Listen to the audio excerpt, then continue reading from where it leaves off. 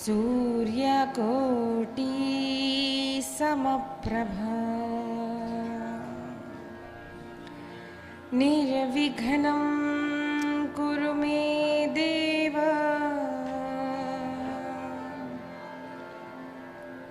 सर्वकार्येषु सर्वदा। मातृदेवो भव पितृदेवो भव अतिथिदेवो भव आचार्यदेवो भव परस्परदेवो भव। हमारा जीवन भगवान की भक्ति के लिए होना चाहिए, भगवान की सेवा के लिए होना चाहिए। शुकाचार्य वर्णन करते हैं राजन, वही गति पूतना को प्राप्त हुई जो मैया को दी। अहो बकीयम स्तनकालकूटम जिघांसयापाय यदप्यसाध्वी लेभे गतिं धात्र्युचितां ततोऽन्यं कं वा दयालुं शरणं व्रजेम। पूतना के उद्धार की कथा आती है, वर्णन आता है। जो भी पूतना की कथा का वर्णन सुनता है उसकी अविद्या का नाश होता है। शुकाचार्य वर्णन करते हैं राजन, भागवत में तो नहीं कथा आई, लेकिन अनेक ग्रंथों में वर्णन आता है कि भगवान महादेव को इच्छा हुई कि मुझे लाला के दर्शन करने हैं। उन्होंने देखा जब लाला प्रकट हुए तो सारे देवता आए हैं, गोप गोपी, इतनी भीड़ है और भीड़ में दर्शन ठीक से होता नहीं। पर्व पर अनेक लोग जाते हैं मंदिर में दर्शन करने, तो चलिए चलिए चलिए चलिए कहते हुए बस कुछ क्षण का ही हमें दर्शन होता है। पर्व में भगवान के वैभव का दर्शन करने जाए, लेकिन भगवान का दर्शन करना हो तो जब भीड़ न हो तब भगवान को देखने के लिए मंदिर जाए। संत कहते हैं जब हम मंदिर जाते हैं हमारा भाव क्या होना चाहिए? हम मंदिर जाते हैं तो हमारा ये भाव होना चाहिए, मैं भगवान को देखूंगा और भगवान भी मुझे देखें। बाहर के श्रृंगार का महत्व नहीं है, अपने मन के श्रृंगार करके मंदिर जाओ, भगवान को प्रणाम करो, 2 मिनट भगवान का दर्शन करो। दर्शन कैसे होता है? दर्शन आंख से होता है। कई लोगों को हमें आदत होती है कि हम जब मंदिर जाते हैं तो भगवान के सामने गए, 1 घंटा 2 घंटा हम लोग कतार में खड़े रहे, जैसे ही भगवान के सामने गए आंख मूंद ली। अब आंख ही मूंदनी थी तो मंदिर गए क्यों? कब मूंदनी चाहिए आंख? पहले भगवान को ठीक से देखो, भगवान का मुख कमल, भगवान का चरण कमल, भगवान के अलंकार, भगवान के चरण कैसे है। जब पूर्ण देख लिया तब आंख को बंद करके उस स्वरूप को हृदय में उतार लो। उस स्वरूप का फिर हृदय में ध्यान करने के लिए आंख मूंदनी चाहिए कि जब मैं घर जाऊं तो मुझे वो स्वरूप फिर से दिखे। ठीक से देखो, दर्शन करो, प्रेम से देखो, एकांत में दर्शन करने के लिए जाओ। संत कहते हैं कि भगवान की भक्ति, भगवान का पूजन, भगवान का स्मरण जब हम करते हैं तो एकांत होना चाहिए। बहुत लोगों को ले जाएंगे तो ध्यान वही और होगा, अरे बच्चा कहाँ गया, अरे वो हमारी भाभी थी कहाँ गई। किसी को नहीं, एकांत में जाओ, एकांत में पूजन करो, एकांत में भगवान के दर्शन के लिए जाओ। शिव जी ने सोचा अब कोई नहीं है तो मैं दर्शन के लिए जाऊंगा। द्वादशी का दिन था और भगवान महादेव दर्शन के लिए निकले। तब नंदी और भृंगी भी कहने लगे, प्रभु हमें भी दर्शन कराओ। भगवान ने कहा, नहीं नहीं, तुम यही रुकना, मैं अकेला जाऊंगा। भगवान ने कहा, नहीं नहीं, मैं अकेला। नंदी भृंगी ने कहा, हमें नहीं ले गए तो हम आपकी पोल खोल देंगे, गोकुल आएंगे, सबको बोलेंगे ये तो कोई बाबा नहीं, ये तो शिवजी महाराज है। तो भगवान ने कहा, ठीक है, बस ज्यादा बोलना नहीं, पीछे खड़े रहना, बहुत तूफान करना नहीं। तो नंदी भृंगी भी तैयार हो गए। शिवजी ने साधु बाबा का वेश धारण कर लिया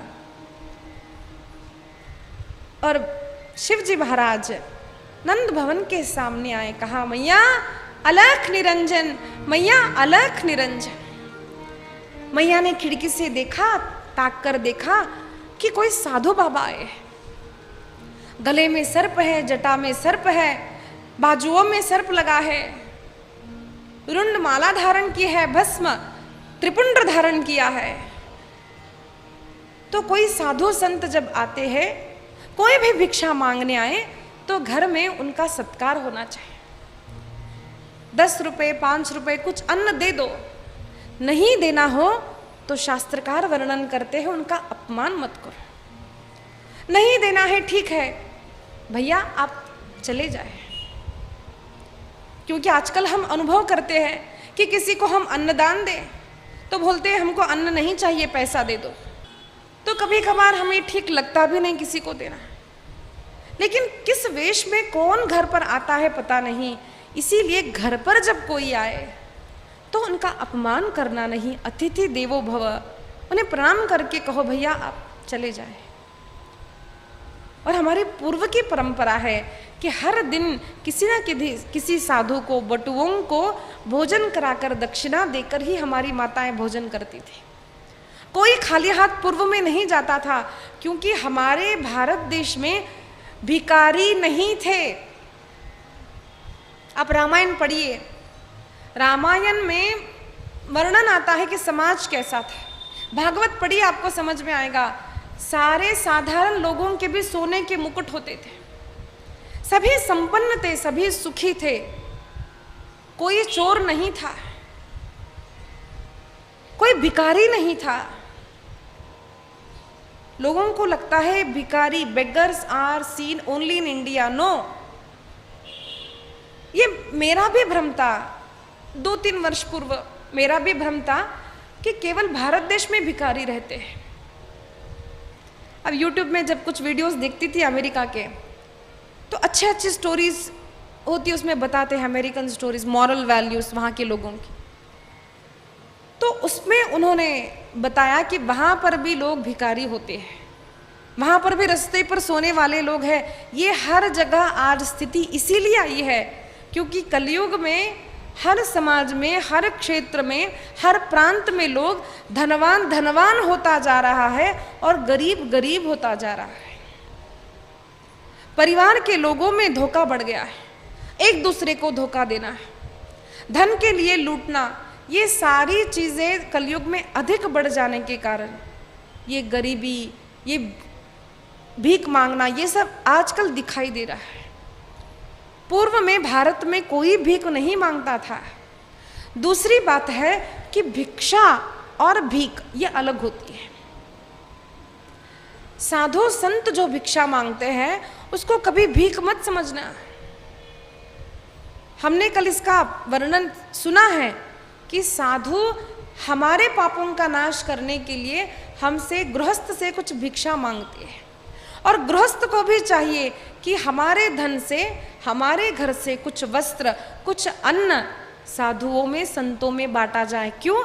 हमारे पापक्षयार्थ, हमारे सुख समृद्धियों को बढ़ाने के लिए हम भिक्षा देते थे, भीख नहीं देते थे। तो जब हम साधु संतों को कुछ देते हैं, भाव रखना कि ये भिक्षा है। अच्छी तरह से पवित्रता से घर में बनाया हुआ अन्न माताएं साधुओं को, संतों को, बटुओं को, ब्रह्मचारी और सन्यासी को भिक्षा दिए बिना गृहस्थ का जीवन नहीं होना चाहिए। अगर ऐसा हमारा जीवन है तो वो अपवित्र जीवन है। तो मांगते हैं साधु संत भिक्षा, तो यहाँ पर शिवजी महाराज आए, कहा माँ अलख निरंजन, माँ अलख निरंजन।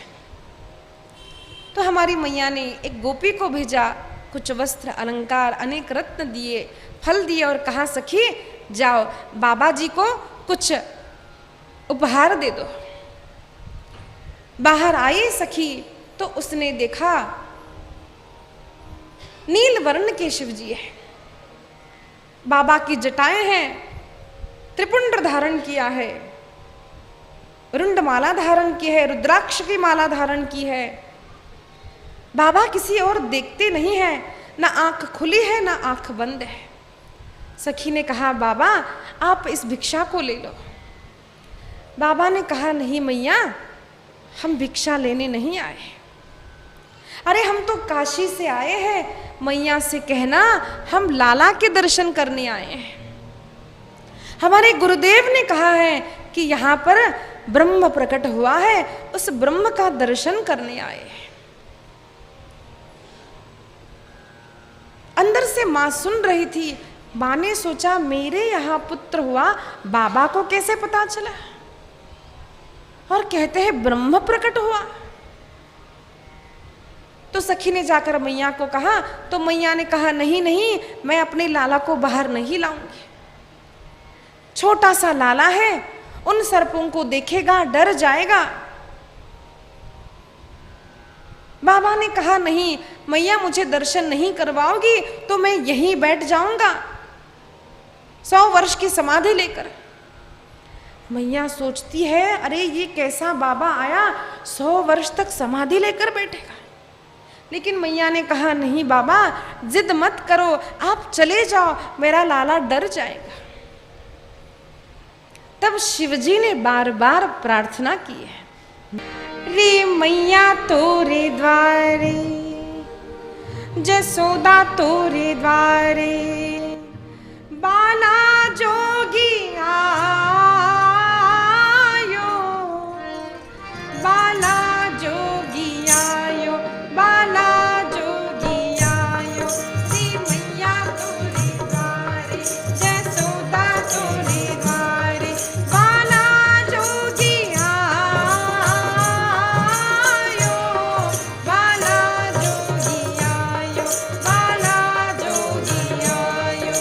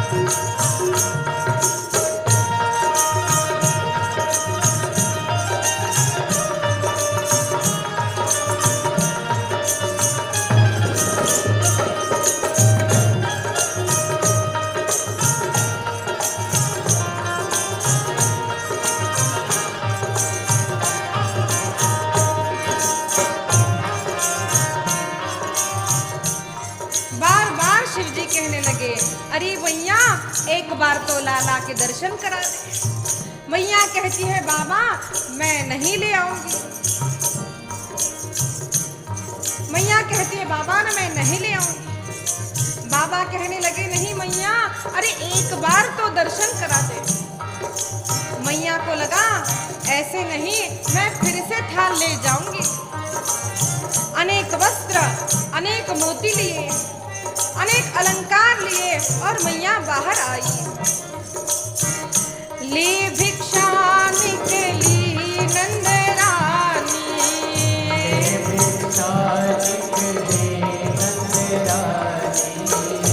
ले भिक्षा निकली नंद रानी,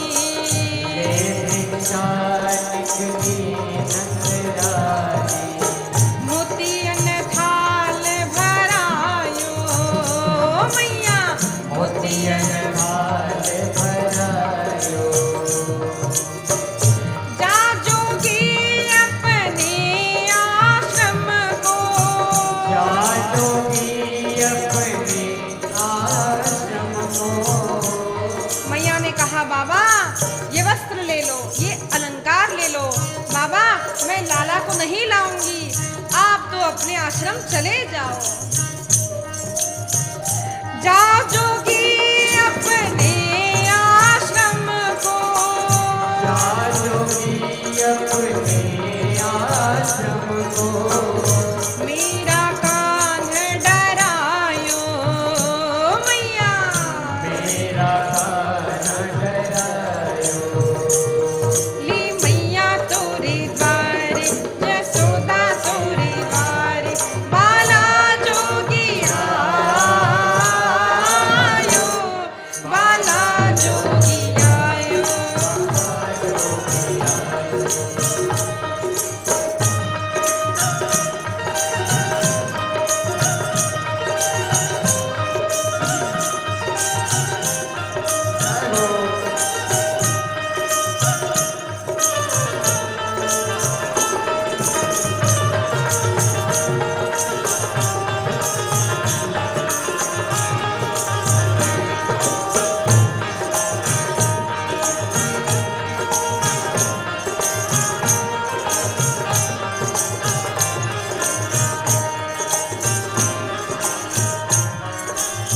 शिव जी ने कहा, मैया मैं काशी से आया हूँ।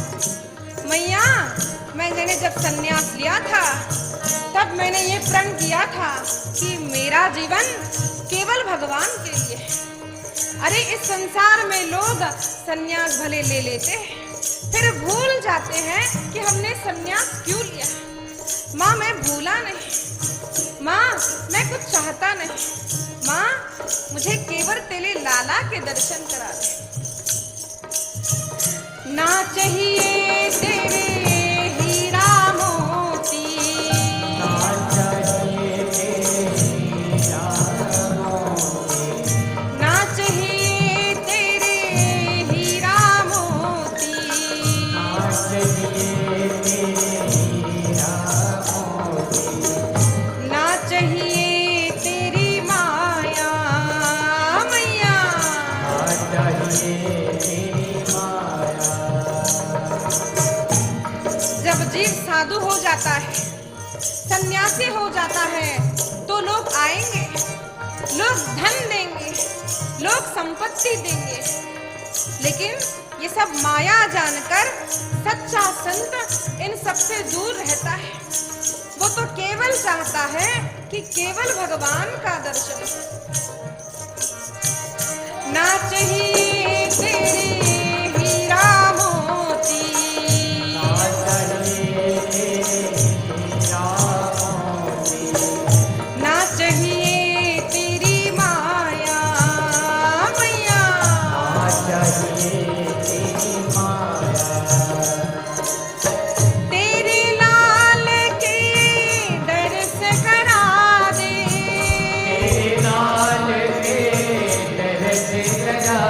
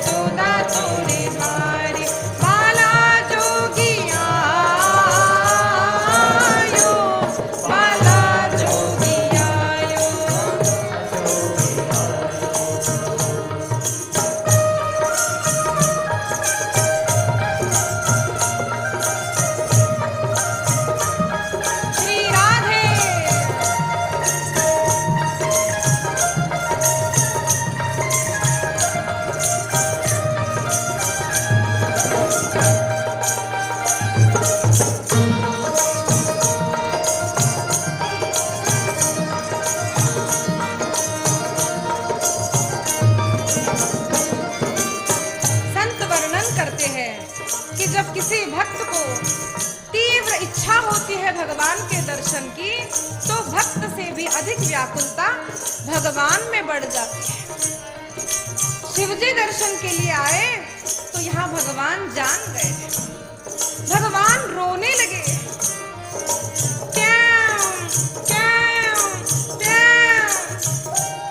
सारी गोपियां आई, गोपियां कहने लगी मैया अरे जब से जन्म हुआ है तब से तो कभी रोया नहीं। लाला चुप हो जा, लाला मिठाई दो, लाला पेड़ा दो। नहीं, कुछ नहीं चाहिए। तो क्या चाहिए? भगवान बताते मैया मुझे तो साधु बाबा के पास ले जाए। बार बार भगवान रोने लगे। तब माँ ने पूरन मासी को बुलाया। पूरन मासी ने जान लिया कि बाहर जो खड़े हैं वो साक्षात शिव जी है। पूरन मासी ने कहा मैया बालक को बाहर ले जाओ। मैया ये कोई साधारण बाबा नहीं है, ये लाला को खूब आशीर्वाद देंगे। मैया ये बड़े शक्तिशाली और महान संत हैं। तब मैया ने छोटे से लाला का सुंदर श्रृंगार किया और आज मैया छोटे लाला को बाहर ले आई है। ले बालक निकली नंदरानी,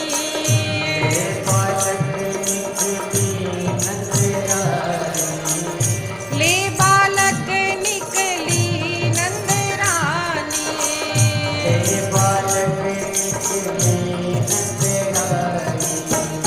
मैया आज कृष्ण को ले आई। भगवान ने कृष्ण को देखा और कृष्ण ने भगवान शिव जी को देखा। आज चार आंख एक हो गई। सच्चिदानंद भगवान की। ले बालक निकली नंदरानी,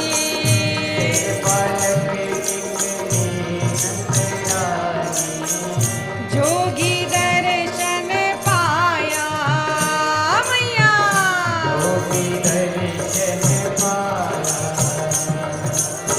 सात बार परिक्रमा करके,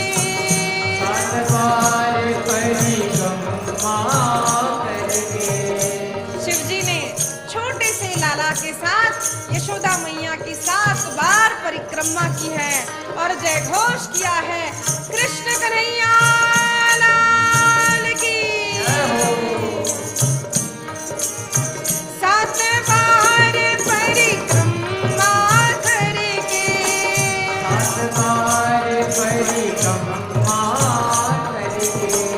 सिंगीनाद बजाया मैया,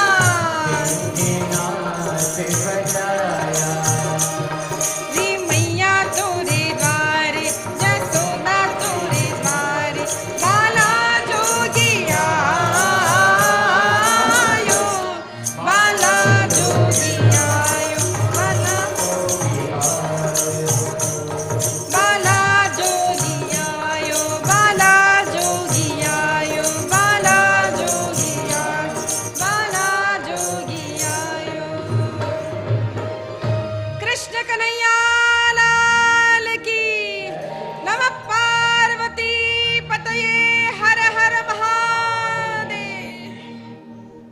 हमने परसों भी श्रवण किया कि शिव और कृष्ण में मूर्ख व्यक्ति ही भेद करते हैं।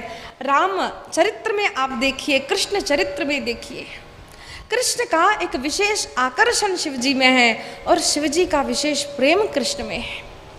राम कथा में भी वर्णन आता है, शिव जी रामलला का दर्शन करने आए। युद्ध पर जाते हुए राम जी ने शिवलिंग की स्थापना की। ये दोनों का परस्पर प्रेम है। आज शिव जी दर्शन करते हैं छोटे लाला का और अत्यंत आनंद की अनुभूति होती है। मैया ने देखा, अरे कभी नहीं आज इतना रो रहा था। जैसे ही मैं दर्शन करने के लिए ले आई तो बाबा जी को देखकर एकदम से शांत हो गया। जरूर बाबा जी कोई महान संत है, पूरन मासी सत्य कहती थी। मैया ने बार बार विनती की तो शिवजी अंदर आए। माँ ने प्रणाम किया। नंद बाबा ने, यशोदा मैया ने पूजन किया। माँ ने कहा, बाबा आप बड़े ज्योतिषी हो ऐसा लगता है, आप मेरे लाला का भविष्य सुनाओ। अब भक्त को भी एक अपना लोभ होता है। शिवजी ने कहा, मैया मैं ज्योतिषी तो हूं, लेकिन चरण देख करके बोलता हूं, आपको लाला को मेरी गोदी में देना पड़ेगा। माँ तो डर गई, लाला को गोदी में दो, इतना बड़ा सांप गले में देखकर लाला डर जाएगा। फिर सोचा, नहीं, उन्हें देखकर जो शांत हुआ था वो डरेगा नहीं। और शिवजी ने कहा, मैया ये इस छोटे से सांप से क्या डरेगा, ये बड़े नाग पर नृत्य करने वाला है। मैया को कुछ समझ नहीं आया, लेकिन अब जो हुआ था वो देखकर बड़ी श्रद्धा से माँ ने छोटे से लाला को शिवजी के अंक पर दे दिया। जैसे ही लाला का स्पर्श हुआ, शिवजी मानो समाधि में जाने वाले थे। नंदी और भृंगी ने उन्हें रोक लिया। महाराज महाराज क्या कर रहे हैं? सावधान हुए, भगवान को देखा, भगवान कृष्ण ने शिवजी को देखा, दोनों को आनंद हुआ। और शिवजी ने कहा, मैया ये बड़ा राजा होने वाला है, मैया ये आपके सारे लोगों को, सारे गांव को अनेक दुखों से दूर करेगा। माँ ये आपका बड़ा रक्षक बनेगा। माँ सारे गोकुल में ये बहुत प्रेम बढ़ाएगा। माँ ये बड़े सोने की नगरी का राजा बनेगा और 16,108 रानियों से विवाह करेगा। मैया ने जब सुना, मैया ने कहा, बाबा जी आप ये क्या बोलते हो? 16,108 बहू आएगी? तो भगवान ने कहा, मैया मैं कभी झूठ नहीं बोलता, मेरे मुख से निकल गया है तो ये सत्य होगा। माँ चिंता मत करना, ये सभी को सुखी करेगा। और अनेक आशीर्वाद दिए। तो माँ ने कहा, प्रभु आप यही रुक जाइए, जब भी लाला रोएगा मैं आपका दर्शन कराऊंगी। तब भगवान ने कहा, माँ मैं यहीं पर रहूंगा, आप जब जब मेरा स्मरण करेगी मैं प्रकट हो जाऊंगा। आज भी नंद बाबा के आंगन के बाहर शिवजी है, आसेश्वर महादेव, जो आशा में बैठे हैं कि भगवान कृष्ण का दर्शन होगा।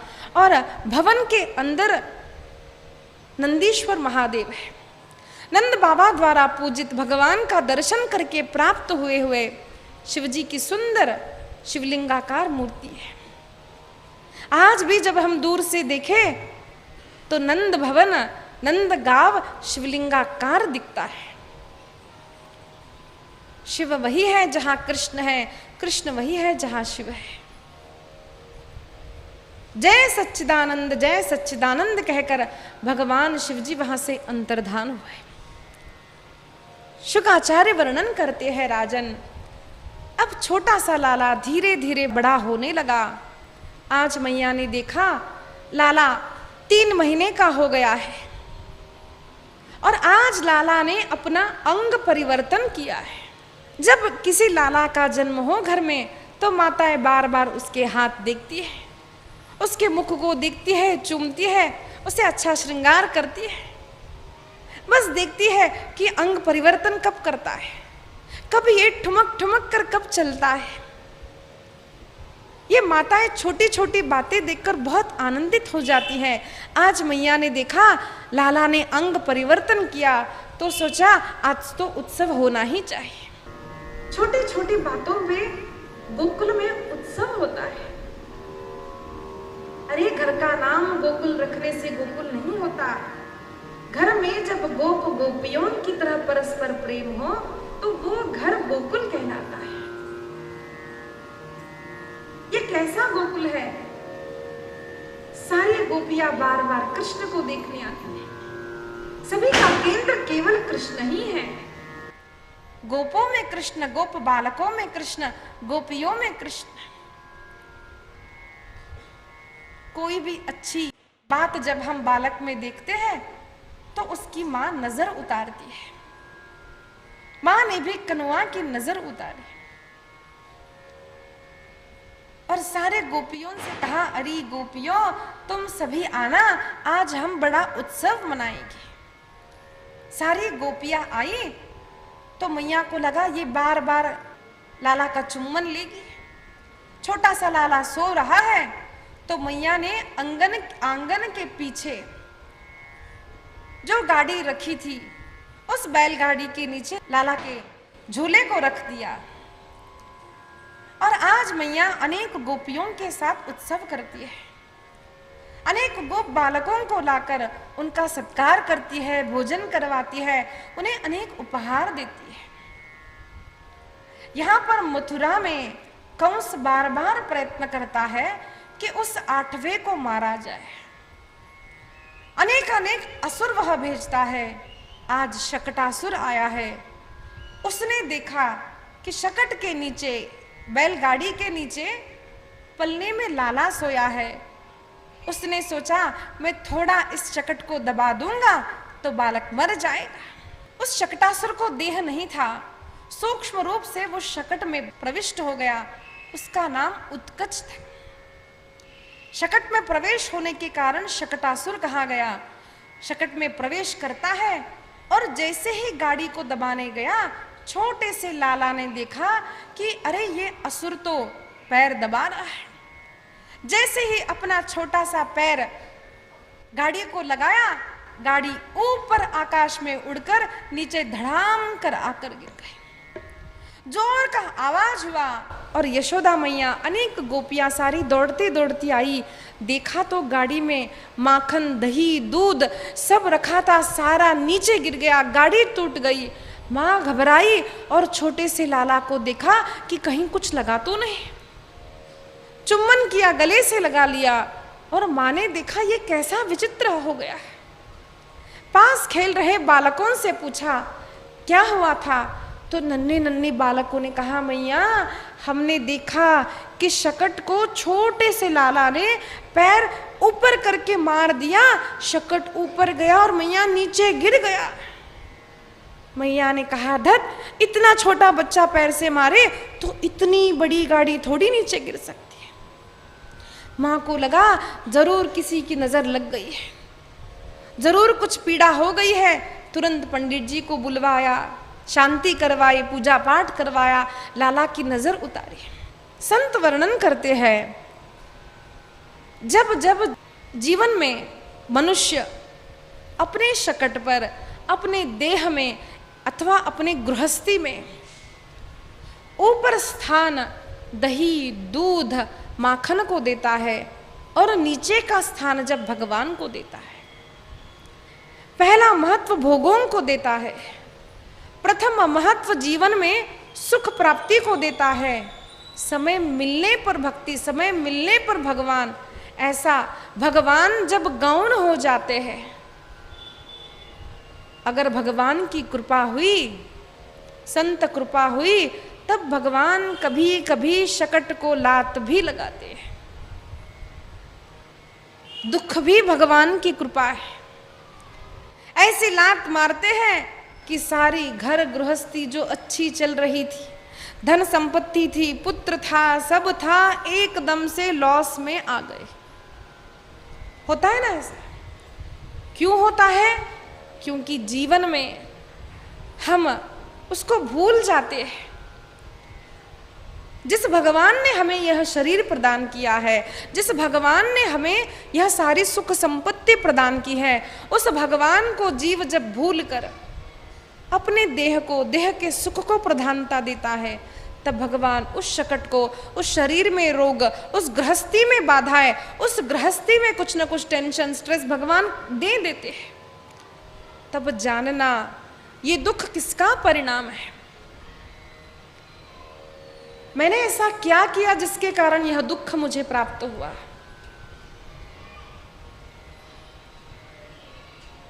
यही शकटासुर लीला का अर्थ है।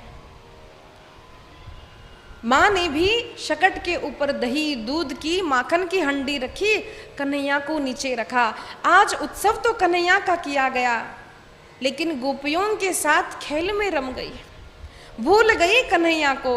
और जब माँ कन्हैया को भूल गई, कन्हैया ने सोचा मैया उत्सव मेरा करती हो, मुझे ही भूल जाती हो। अब देखो, अटेंशन ग्रास्पिंग, अटेंशन सीकर, ऐसी लात मारी, ऐसी लीला की कि सारी गोपियां मैया दौड़ती आई। भगवान इज जलस, भगवान को लगता है भक्त है ना, बस मेरी भक्ति करे, मुझे भूले नहीं। हर प्रेमी को, हर प्रियतम को लगता है कि मैं जिससे प्रेम करता हूँ, जो मुझसे सच्चा प्रेम करे, वो मुझे कभी भूले नहीं। शकटासुर की लीला हुई, संत वर्णन करते हैं। तृणावर्त आया, तृणावर्त भी कंस ने भेजा है, बवंडर के रूप में आया। सारे गोकुल में रजसा तमसा वृतम, इतनी धूल हो गई कि किसी को कुछ भी नहीं दिख रहा था। छोटे से लाला को तृणावर्त ने बवंडर के रूप में आकर मैया की अंक में से उठा लिया, ऊपर ऊपर ऊपर आकाश में ले गया। लेकिन भगवान ने अपना वजन ऐसे बढ़ाया कि वह तृणावर्त धड़ाम से नीचे गिर पड़ा और उसका उद्धार हो गया। कृष्ण कन्हैया लाल की। शुकाचार्य वर्णन करते हैं राजन, अब छोटा सा कन्हैया धीरे धीरे बड़ा होने लगा है। एक बार मैया ने देखा कि छोटा सा लाला दूध पी रहा था, और दूध पीते पीते जब उसने जम्भाई ली तो माँ को भगवान कन्हैया के मुख में त्रिलोक का दर्शन हुआ। मुख में त्रिलोक का दर्शन 2 बार हुआ है मैया को, ये प्रथम बार दर्शन हुआ था। अब छोटा सा कन्हैया धीरे धीरे अपने घुटन पर चल रहा है। कभी गैया के पास जाता, कभी दोनों बाहें गैया के गले में डालता है। जब गैया पुकारती मैया मैया, तो कन्हैया भी मैया मैया बोलता। तो ये सब देखकर नंद बाबा और यशोदा मैया को आनंद होता है। बार बार धूल में जाता, बार बार अपने अंक पर मिट्टी लगा लेता। अरे ये तो वह भूमि है जहां पर मेरे गोप गोपी रहते हैं। भगवान धूल में खेलते हैं। धूल में सने हुए बालक को जब नंद बाबा उठा लेते हैं, मैया कहती है बाबा आपके कपड़े खराब हो जाएंगे। सारे कपड़े जब मैले हो गए तो माँ हंसती है, बाबा यूं तो बड़े साफ रहते थे, अब बच्चे ने जब गंदगी कर दी तो आपको चलता है। तो बाबा कहती है मैया ये पुत्र के द्वारा जो धूल दी गई है ना, वो तो मेरा आभूषण है।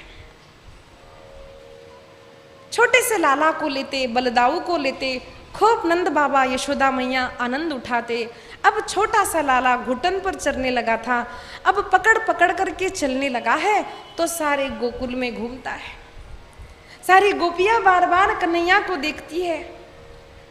गोप बालक आते हैं, कन्हैया गोप बालकों के पास जाता है। अब कन्हैया के अनेक मित्र हो गए हैं। स्तोक, सुदामा, सुबल, मनसुखा, तनसुखा, विशाल, इतने सारे मित्र हो गए।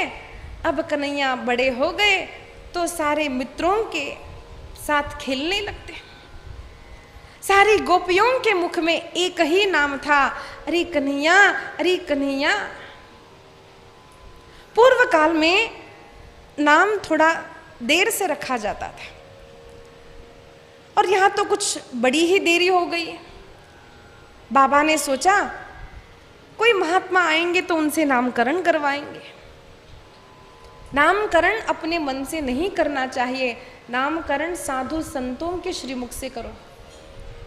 किसी क्षेत्र में किसी साधु के मुख से, किसी ब्राह्मण के मुख से अपने पुत्र का, अपनी कन्या का अच्छा नामकरण करो जो शास्त्रोक्त है। नाम का अच्छा अर्थ होना चाहिए। कैसा अर्थ? किसी भगवान का नाम, किसी संत का नाम।